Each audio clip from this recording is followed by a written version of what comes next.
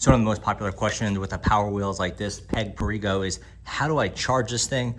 I'll be demonstrating how to do it with the Polaris RZR 900, but this pretty much is the same process for any of the Peg Perego, and it should be helpful overall since the process across these is relatively standard. To do this, we'll need a power outlet. We will need the charger. Mine looks like this. Yours probably looks fairly similar. You'll note the connector on one end, it looks like this. That is a bit specialized, and there's the standard power adapter on the other side. And you could use a flathead screwdriver. Okay, first things first is we will open up the hood. For this, you just need a screwdriver or something flat like a coin. You're gonna get it here, turn it till the pointy end is up, facing that lock thing, and now just pull this piece up. It'll remove very easily. You gotta make sure that when you put this thing back, you're putting this tab here in between the red and the black, not under the red.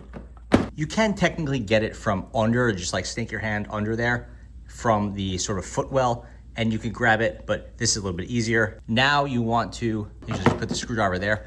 Now you want to push here and here. There's two different little soft tabs,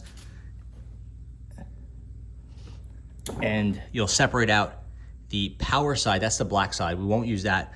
We need to get the battery side here. So this is what we charge. This piece goes into the wall, and now we're gonna connect the two. The connection is very confusing, which these things don't like seem like they line up. Just slide it around until they fit. Make sure that that little hook piece is on, make sure they're on opposite sides. Again, just slide it. It'll have a nice snap. Now look at your battery. It should be green flashing.